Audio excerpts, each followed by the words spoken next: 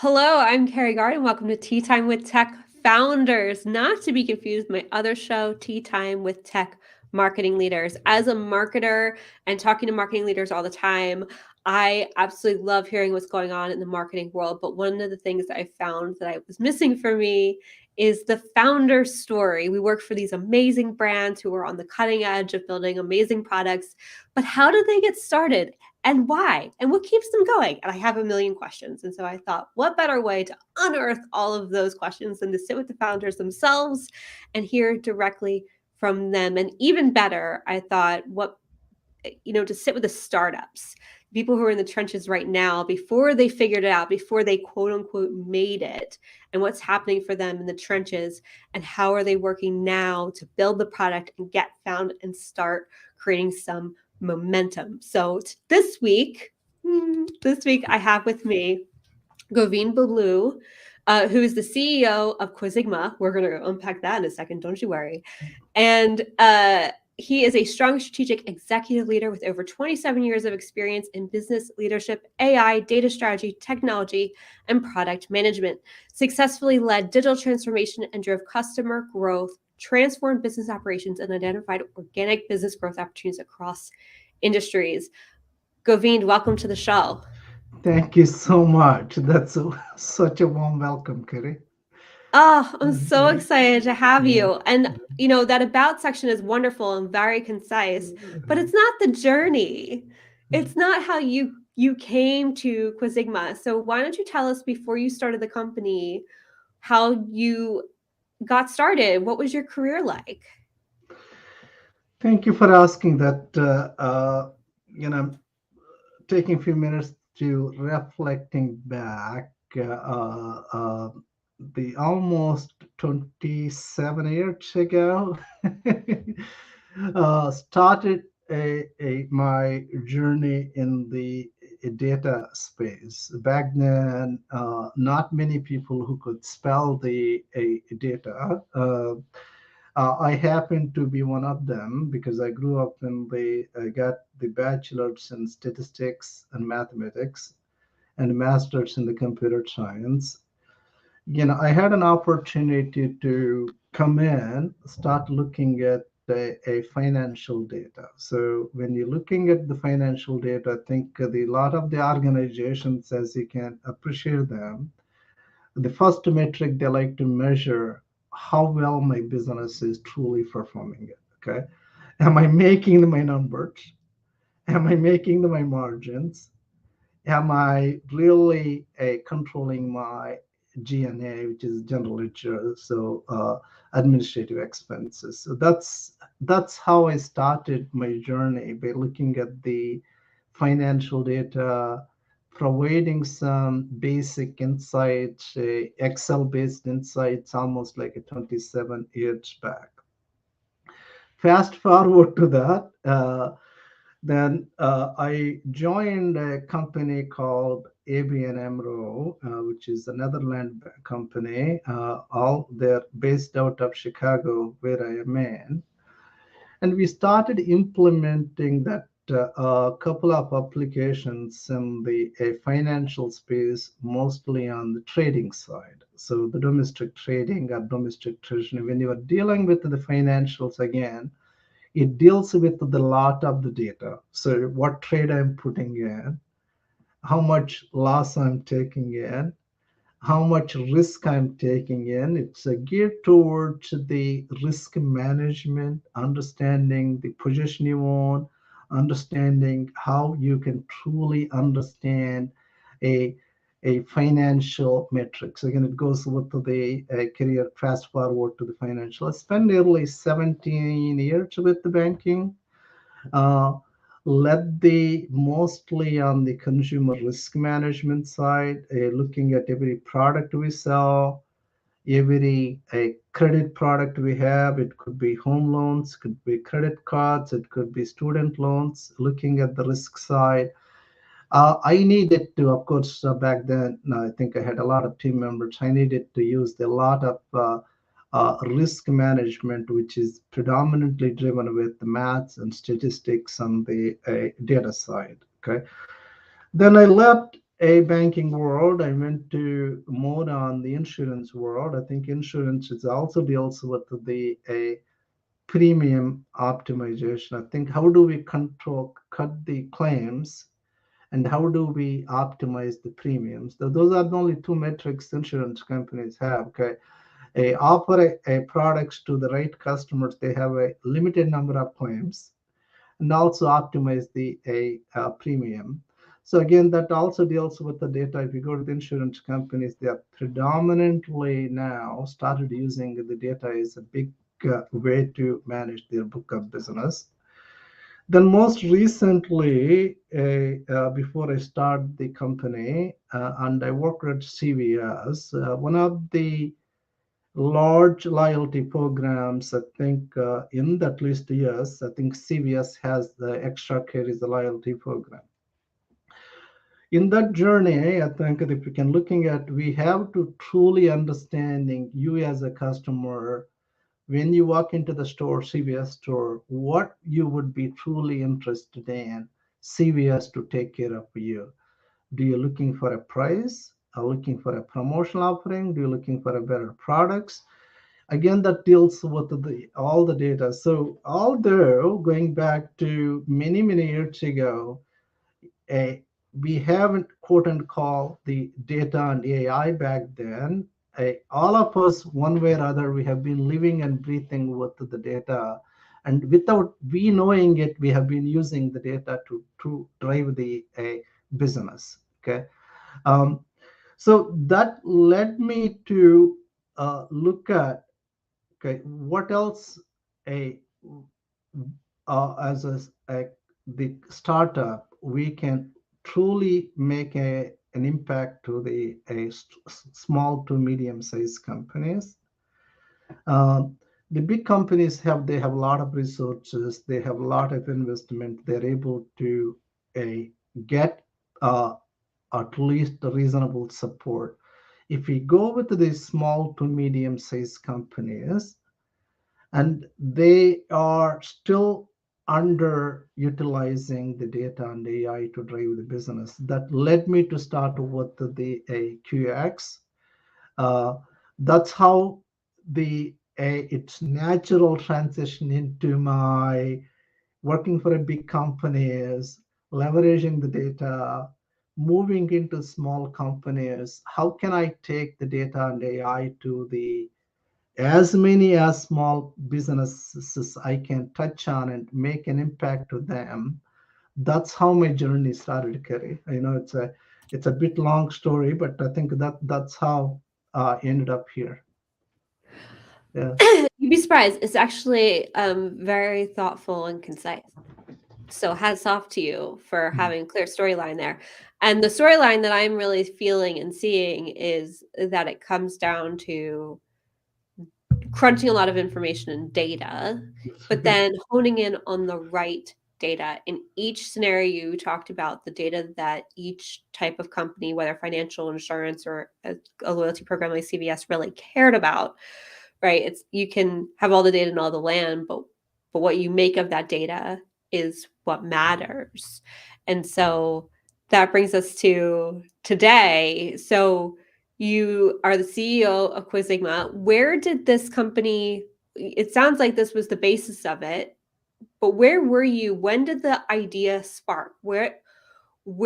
How did this come about of you like feeling like, oh, I need to start a company to go do this thing that I've been, with these numbers that I've been playing with for so long? Was there like a moment? Was there a conversation?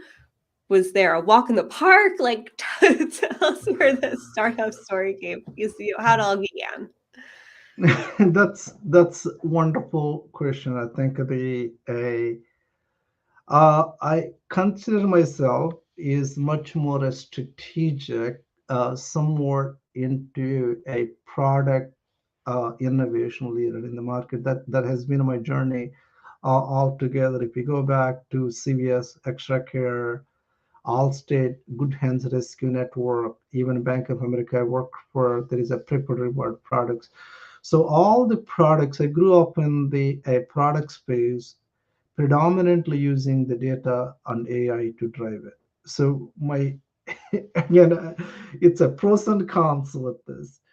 I always wanted to do more than what I was able to accomplish during my corporate journey.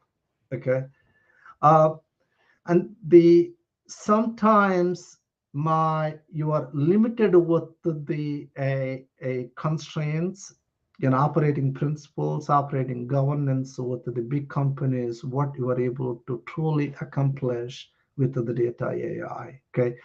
I felt after working a few big companies, that may not be the platform I can truly take data to AI to the next level. So, I always felt, given my 27 years of experience, the data and the data science truly created miracles for me. So every project, every initiative, every product we developed, it truly created a big impact to the customers because I grew up in the consumer space.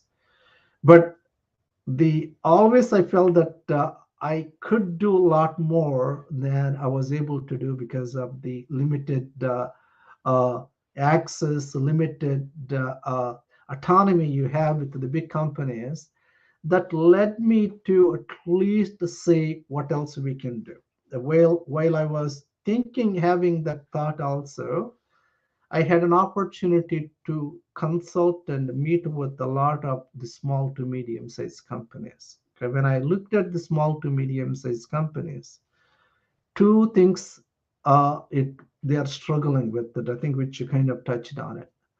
One is how to manage the data perspective. Okay, and if I'm collecting the data, how can I bring the data, consolidate the data, integrate the data? How do we maintain a data that can truly use to extract the business value from that?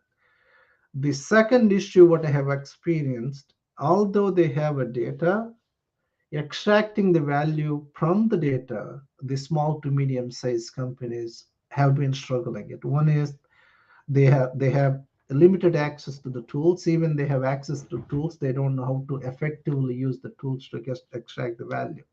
So going back to a point is one, uh, I always felt that I could do much more than what I did with the working for big companies using the data and AI. And the second one, consulting with a lot of my contacts in the small to medium sized companies, have seen the struggle where they need help.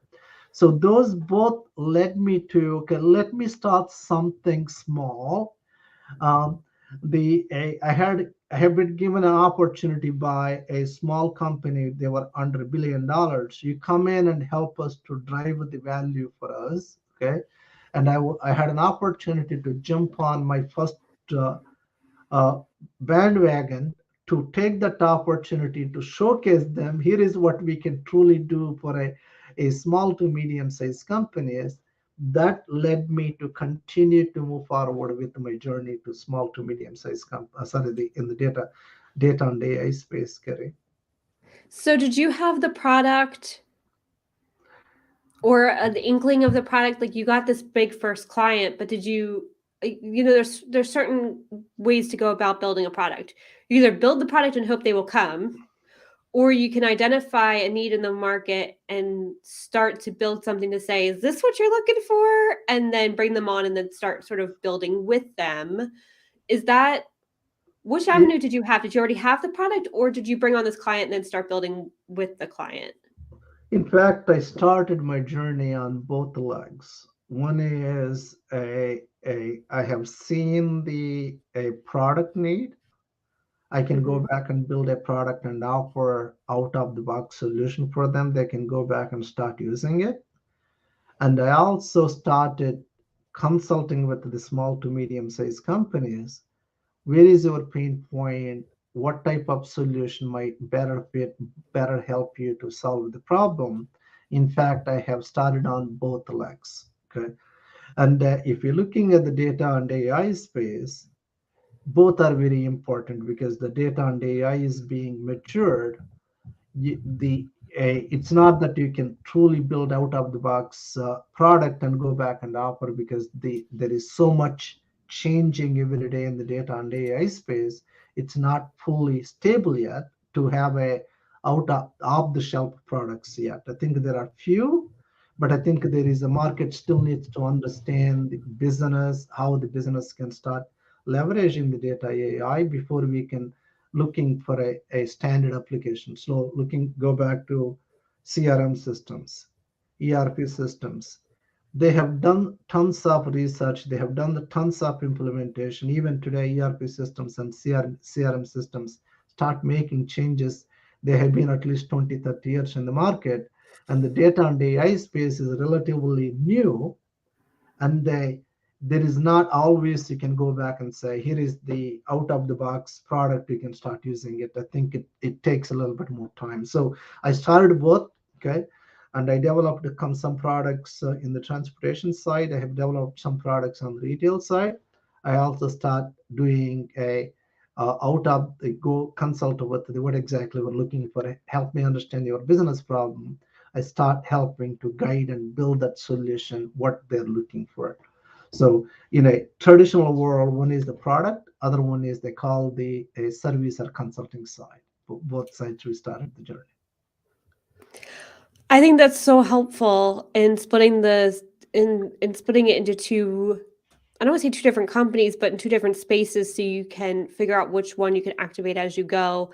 It's always helpful to start as a service company because you can immediately start. Or you need me as a human. I'm here for you.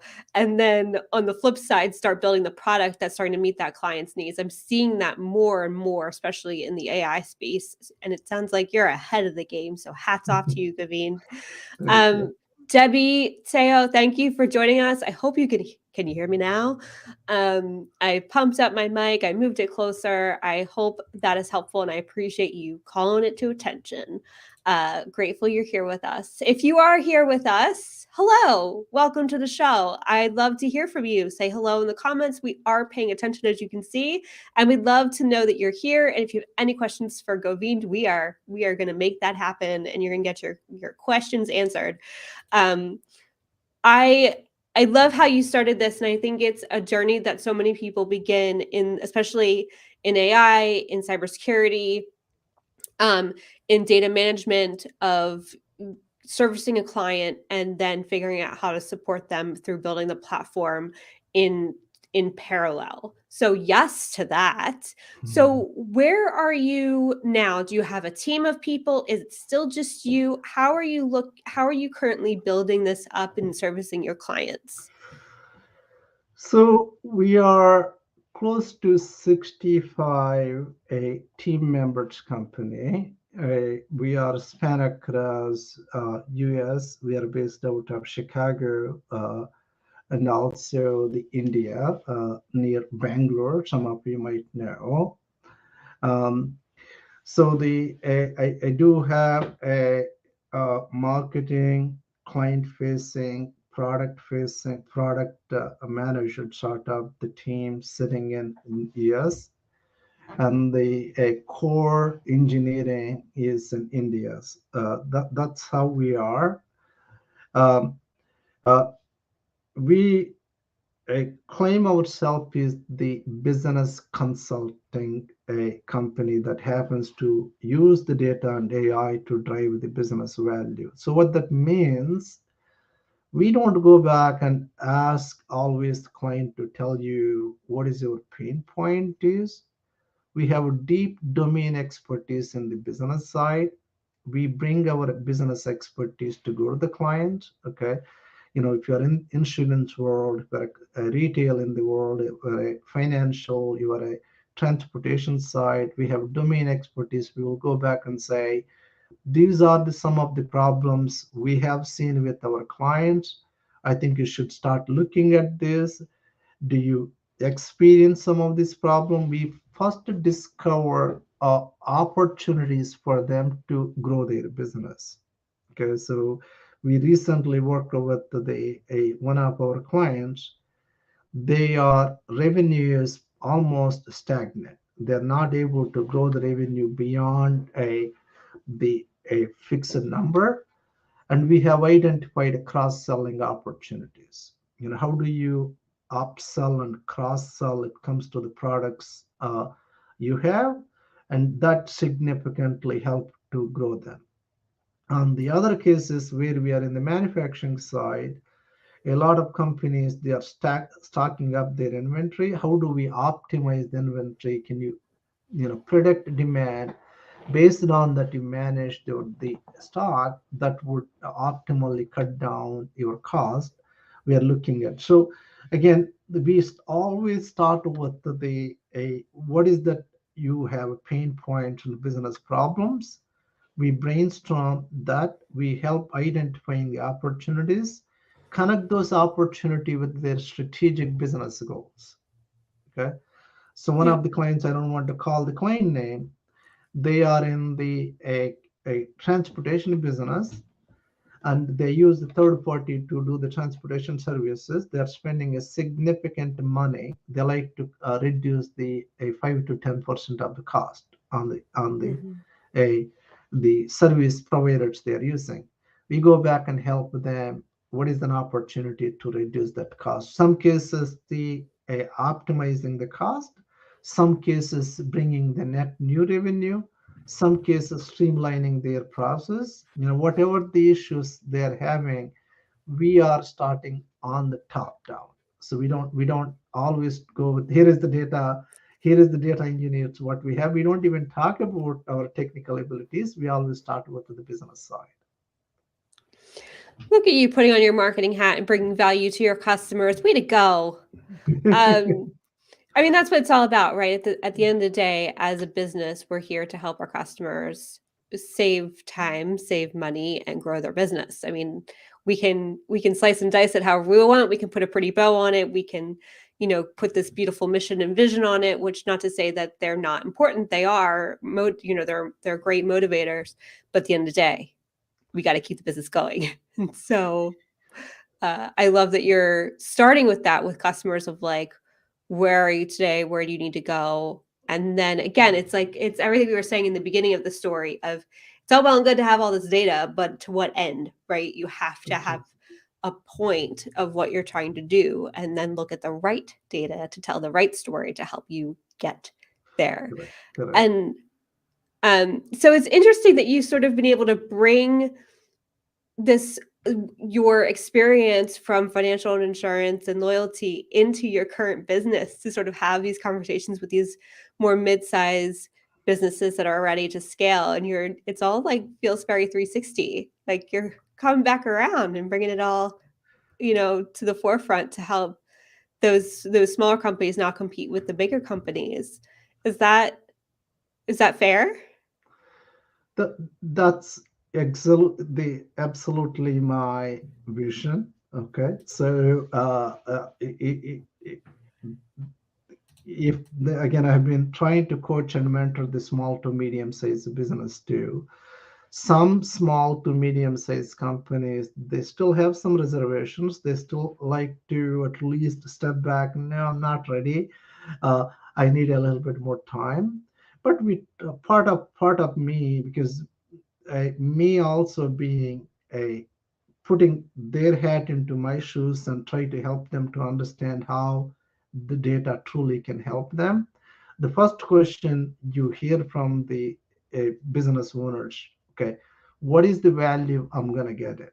Okay, so then their number one question is, if there is someone, big companies like service companies, I don't want to name them, or some of them Accenture, some of them IBM, big companies, they're coming back and selling their services, and why should I come to you compared to them?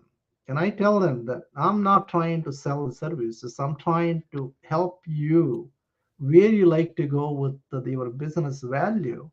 If there is no growth opportunities, we should not be working together. So part of me also helping them to discover the opportunities what they have, and also ask them to start small. Okay, don't start with the big. Okay, a lot of times a customer spend a lot of money and they think that magic is going to happen right away. I'm going to spend 100K, I'm going to get a 300K. No, you have to always start small, try to test it, try to see the value. If there is no value, I think you have at least you can pause it. Otherwise, you are investing a big bank approach, you may not have any recovery. Then you will get upset. So I'll try to coach them, navigate them, try to identify the opportunities. And I handhold them honestly. We don't work with the hundreds of customers, we work with the fewer customers. We really hug them. We want to make sure that they truly see the value with the data and AI. That's why I think it's almost like you can look at white glove services, right? That's Mhm. how we treat them, our customers.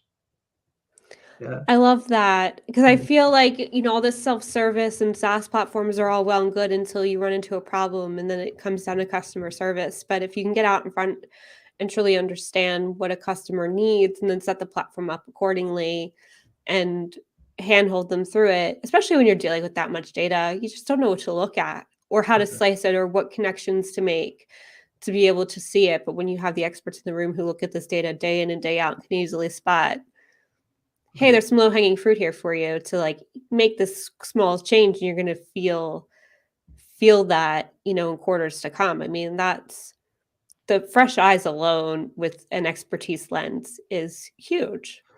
Yeah, you don't believe, Kerry. I think uh, you would expect some of the small to medium-sized companies, they know what metrics they need to track and manage their book of business. Some cases they're tracking the wrong metrics. They don't even realize that they're tracking the wrong metrics. We even help them, no, you should not be tracking this metric. If you're really looking for a financial number, you should track this number. Then once you track the number, we call the leading indicators. How do you Mm-hmm. identify the leading indicator that's going to tell you before something is going to happen bad? You have at least, hey, there is something is going on, you need to digging into. So if they don't really understand the leading indicators of your metrics, whether it's going positively or negatively, you don't Mm-hmm. have an opportunity to react quick to the market. So that's where I think we also help them. Going back to a point, the data is one point. Even what metrics, can you trust that metric? Can you track Tracking. that metric? What actions you need to take if something is not going right?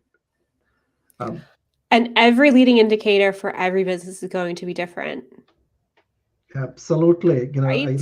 Yeah, you are marketing, head. I think you can tell, right? I think what are the leading indicators? If I'm not getting my leads, right? I Right. cannot convert into if we don't know, even there are many definitions for the leads in the marketing space. Mm-hmm. Okay. If we don't have the right definition for leading indicator, so leads, okay, every connection you are gonna get on the web, right? If you're calling that the lead, that's not a good definition to have, right? Yeah. Leads aren't Yeah. always the right indicator. Correct. That's exactly right. Yeah. No, they're Yeah. especially, yeah, there's so many reasons why leads aren't always the right indicator. They're an indicator, Yeah. Yeah. but what traffic's driving those leads? And then how much of those leads are actually turning into sales opportunities Correct. and all the points in between all of those things? It's you can't hang your hat on one. Well, that's a question to you, Govind. I mean, you can't, in my opinion, but you're the data expert here. You can't hang your hat on one indicator. That's correct. So what we look at in the data space, uh, we look at the holistic uh, analysis of the your KPI. Okay, so if we have Mhm. a going back to the leading indicators, let's say I'm collecting every day 10 leads from my company website. Okay, you need to understand source you are getting in and what is the profile of the leading indicators or the leads, right? Mhm. And how well we are able to convert those leads into prospects and prospects into the customers. So if looking at, even there are three or four what we call the supporting details about the leading indicator. It's going to tell you complete story. Your source is not correct, right? You're not Mhm. able to convert your leads into the prospects and prospect into the customers, right? and you are Right. not able to reach the leads what you have, right? So there are so many additional details that's gonna really validate your leads. That's what I think, going back to your point, once you have a metric, to baseline the metrics, you have to go through the validating that metric to make sure that now I can trust this metric, I can rely on it. Once you build that metric, if you let it sit there, that's going to be a gold standard for rest of your life, rest of your business. That's another mistake also. You have a Mm-hmm. metric. As business changes, you have to relook at that metric. Do I need to go back and relook at that definition? Is it still good? Do I need to change it? Now the market is changing. We are into the global market.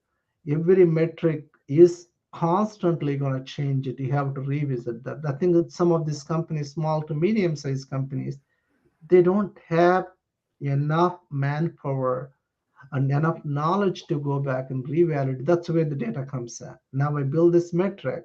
If this metric definition is still valid or not, then the data is going to tell you. Okay, now we need to go back and look at that metric. It's not working. How you are going to look at that in this case? Hey, you have been collecting 10 leads every day, but last 6 months you did not generate not even a one customer, then there is something wrong with the leads definition. You go back and look at. So that's going to tell you, right? So that's why Yeah. the data is so powerful. Yeah, Yeah, yeah. and the data, I love what you're saying about the data to surround those indicators too is so important. It's like if you look at sessions, I love this story. The story was told to me, I don't know, 2009 maybe. I was working at Publicis Modem on the YoPlay account, but one of the websites we would buy for media planning was Disney. Yep. And one of the leading indicators for why the Disney website was so great was time on site. But when they actually did a research project to understand why people are spending so much time on the site at the time, it was because nobody could find anything. But they wanted the content because it's Disney content. So they were willing to spend the time That's to exactly right. find the thing, even though it took 3 times longer than it really should have. That's right. So this this is so key to that, right? Time on site. Look at how amazing our time on site is, That's right? But right. when you looked at other indicators around why that time Yeah, on site was so yeah, big, it was yeah. like people are clicking around a lot and not and bouncing off of pages a lot, and there's something going on here. It's so true. You're right. It's yes, you need the whole story, and you need experts to help you find that clear story. Otherwise you're going to rely on one metric, which could be, as you're saying, the wrong metric. It's like looking at revenue and only caring about, driving that top line and not looking at why your profit's going down. It's like, You know, well, maybe a problem there. you're absolutely correct. I think that's where the predictions, machine learning comes in, right? I think that if we're truly looking at the service industry, either telecommunication, any service industry for that matter, customer experience is the number one indicator, and that is directly correlated with the customer retention. Okay, if we Hmm. truly don't understand the customer experience indicator, one of them is the customer sentiments. Okay, it's very hard for you to even measure the customer sentiments. It's all emotional, right? I think I'm gonna come in, I'm Hmm. gonna feel it, I'm gonna just say, I'm gonna talk to the agent. If I'm not happy, I don't know how we can express that emotion. Sometimes it cannot, right? So that's what Hmm. I'm kind of looking at. If you are a service industry, and if you don't understand the what makes up your CSAT or a customer experience score, that's not the score itself. Okay, the factors, what is impacting the customer experience score. If you don't understand the factors, you are sitting on a wrong metric that is going to let your a customer retention side. Okay, but we Yeah. have to be very careful with that. I think going back to a point, it's not about just the CSAT itself, but how well you know the factors that's affecting your CSAT, and how that's going to impact the customer retention. There is another metric you are going to be measuring it. Not only you are looking at the customer sat by itself, you're also correlating directly to the retention side. Okay. Yeah, if your Mhm. customer is not happy, you're going to lose. That's where the modeling is going to be very important. How do we predict your customer experience ahead of the time and try to analyze the predict even the retention side, and you start making a some sort of strategies to retain your customers, make sure that your lower quadrant customers who are not unhappy, make them to be really happy. So again, I'm Yeah. just kind of giving you a at least aligning with it. I think around the metric, how important is the factors of the So other. many data points. And I think I think what's nice about that particular point you're making, Govind, is in relation to the harder to measure information, right? You have to go out and sort of survey your clients or have conversations with them and get a feel, Correct. which is weird, but also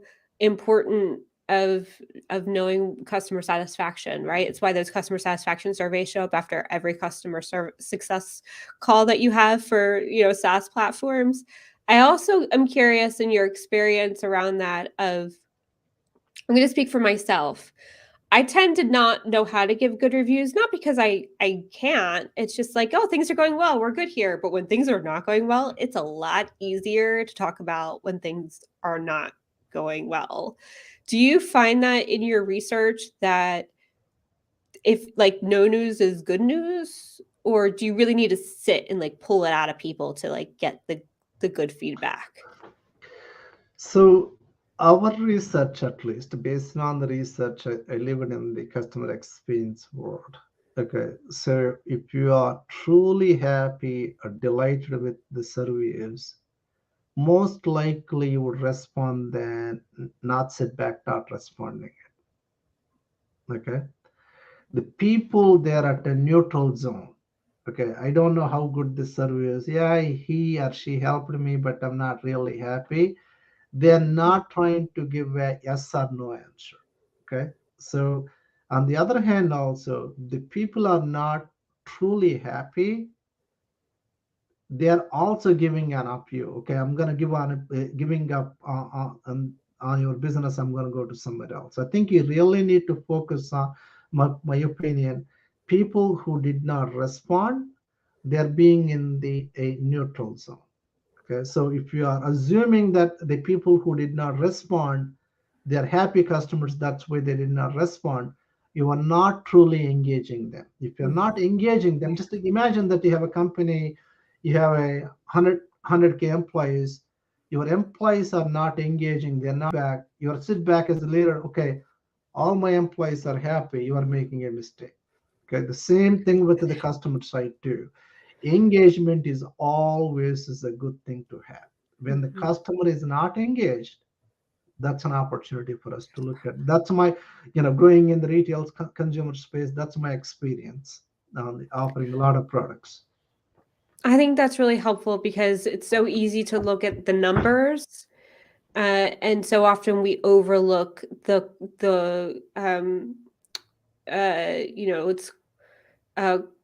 it's uh, it's late my time. It's 9:47, so my brain is starting to switch off. No But it's problem. the qualitative data versus the quantitative data, right? So it's so easy to build up that quantitative data and read those numbers all day long, but getting after the qualitative data takes time and energy, and you really got to sit with it, and you got to follow up with your customers. You have to have conversations, and that's tough work. But to your point, it's the information between the lines of the quantitative data that is needed, and to not overlook those as leading indicators. So yes, so that I could talk about data with you all day, Gavin. Clearly it's what you do. I am very passionate about understanding the numbers. I'm a very numbers driven person, so we could literally be here all night. Yeah, One thing I want to switch gears for a second, no problem. because as a growing business, you've been in the business now for 27 years, but in terms of growing this particular startup, it's only been 3 or 4 years, so you're still kind of in that toddler zone, speaking as parents here.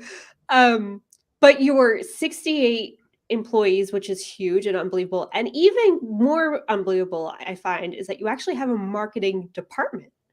When did you decide that you needed a marketer, and who was that first hire? I think the branding is really key, Kerry. I think who we are, what value we are going to bring to the customers, why that's important. If we don't share our passion, our value, our brand, it is always, again, going back to the customer experience, customer did not respond, right? I think that if you are going to let them go, the same issue on the marketing side. We can sit here, we can do whole lot of good work, and if we don't even let our neighbors know what we are doing, it's a problem. So my perspective is, regardless of what role you are, a technologist, you are a marketer, you are a sales guy, you are an operations guy, we all humans have a marketing job to do. That's how, you have to market yourself. Imagine that as a company, if I don't share what we do, we don't marketing it, that means we are disservicing ourselves. So I have been always very much interested in how to at least share our brand, our value, who we are is very, very important. Going back to a point, we have been in the market as about 4 years. It's a 4+ year old company. And I have started the marketing department about 2 years ago, maybe 16 months ago. First hire I had a Srinivas Reddy. Okay. Uh, he comes from the strong product marketing. And I also hired a couple of offshore researchers. They're based out of India. So we got a team of a 3 people we started with in the marketing. Then most recently, about 7 or 8 months ago, I hired a head of the revenue officer, and he owns the sales and marketing side. So believe it or not, as a startup, and we are investing a lot more in the sales and marketing than anything else. I think we strongly believe that. I think the sharing who we are, what we do, how we impact their business is really key. Yeah, that's how I started the journey in the marketing. Here. It's so interesting because generally people, one, as founders, don't always want to be marketers. And then they sort of have to get on the bandwagon whether they want to or not. They're like, I'm on LinkedIn because that's where my customers are, and I'm just figuring it out as I go. Or I feel like I need to start being on podcasts because I just need to get the word out. But they're not really sure what they're doing, and they're not even considering themselves like as as a marketer, which I truly believe that all founders, from the minute they start a business, are immediately marketers and sales folks. You are wearing both hats. You got to get out there and spread the word, and you got to sell the thing. And it is a lot of work and it's exhausting. But hats off to you, Govind, because you understand this, you're leading into it, and you're being intentional about it versus being like, thrown into sort of the frying pan. So yes to that. And I find it very interesting that the people you decided to hire in the order that you did is, I don't want to say unconventional, but very strategic in a way that makes me feel like you do understand. And maybe this has to do with all the data you've been reading, through your career, but you really do understand the not only how marketing works, but all the different roles and responsibilities within marketing to sort of handpick your people. Not all founders know what a product marketer is or that there's a difference. And so, why a product marketer? And then, how did you find this person? And why did you think that they were going to fit your business? Wonderful question. I think that's a very thoughtful question, Kerry. I think let me share my uh, any work, any initiative project we do, we turn that work into through a data product. Whether you do the service, whether you build a true SaaS product, you turn into a data product. So it comes to the data space. you always need to look at data as a way to influence the business. So if we don't truly understand what I just built in the data product, how that's gonna create a business value, it is very, very hard. So the product mindset has to be there. I had someone build it, the technologist to build it. How can I take that, turn into value creation engine for my business? They need to talk in terms of the business value. So that way, having that product mindset and product understanding, very, very important. Whether you go back and do a project for a client, whether you have a product your own and try to offer it, uh, I highly influence even my tech people to act like a product managers. I don't want them to act like a just technologist. So going back to a point, I always wanted someone to talk about the product mindset. That's how I grew up. That's where I really think that very, very important for me. And the second one, the guy I hired about 16 months ago, I got he was introduced by a friend of mine, and we were kind of dating for almost for an year or so. Then he was on a different job. He was not ready. Then he approached me. I like to look, and he has the strong background, not only a product marketing side, on the tech side. He can connect the dots on the marketing side and also the tech side. Since we happen to be a tech company, if he or she does not understand the tech side, it's all very hard for that person to take this and feeding into the product side. So I need someone who has a bit of a tech background as well as the product background that can bit the face. The third one is someone who can really get down to the details, right? I think so, market, sometimes you need to have that good content that creates real value for someone is reading that article, right? I Mm-hmm. need someone who can really put together a good content that's gonna make readers to be yeah, I like it what you're doing it. That's how handpicked. He has a strong background, even the academic side, and he has been in the industry close to 20-25 years ago. And my new CRO is outstanding, and he does a lot of good job. I think his first name is Steve. He's on our website. Yeah, he brings a 30 plus years of sales and marketing experience. And my marketing head and the CRO, they are building an amazing marketing department to promote our brand. Yeah. So I think from a product marketing standpoint, I knowing your background, it makes so much sense that you would bring that person in as your first hire to really make sure that you can translate the product to an audience in a way that's tangible and accessible. And then for CRO, being so data driven, it feels kind of no duh that you'd bring in somebody to look at the revenue numbers and figure out how to optimize and tighten things up on an operations standpoint. So Yep. uh, hands down, hats off to you for putting these two fantastic people in place so early on. And I am leaning in, Govind. I'm going to be paying attention to see where QuickSigma goes next. And speaking of that, you are rebranding right now. I am. So we are rebranding from QuaXigma to QX Impact. Uh, the one main reason we did that, I think the name is kind of bit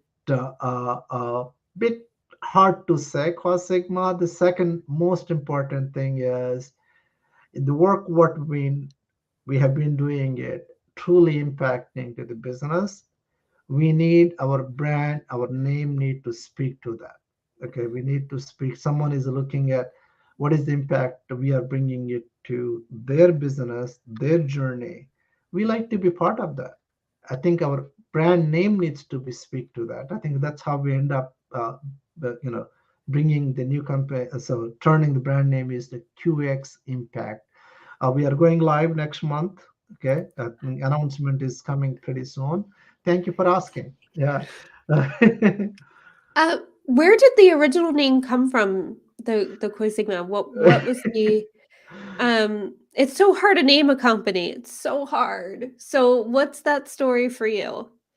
Yeah, if we look at the spelling of the name is QuaXigma, first three letters of the company is quantitative. In the data space, you have to apply the quantitative maths and statistics. And the two letters is xi in a xi meaning hypothesis testing.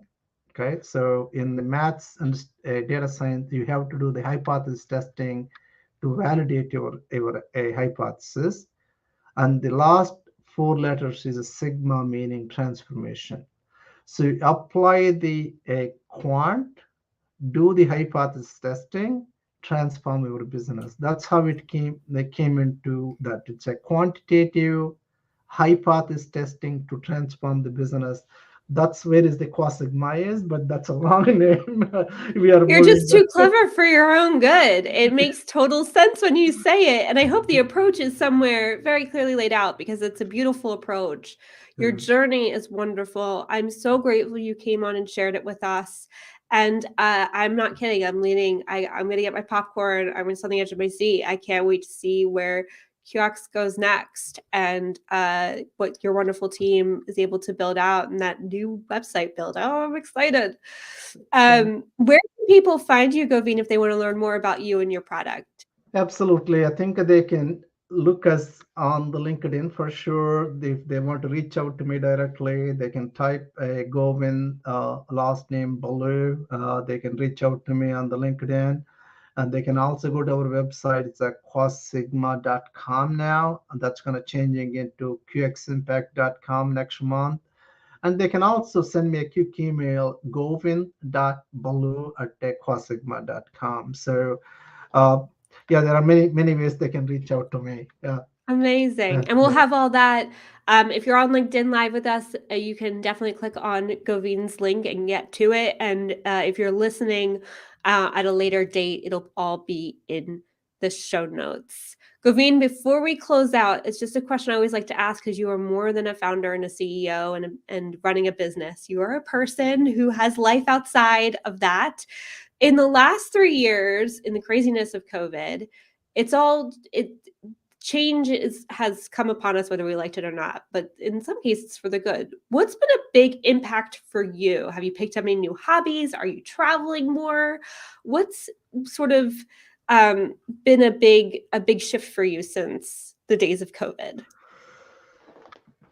Um, Good question. I think I try to balance my life, a social and a professionally. I think the one habit I did pick, I have started playing an indoor volleyball with a very close group of friends.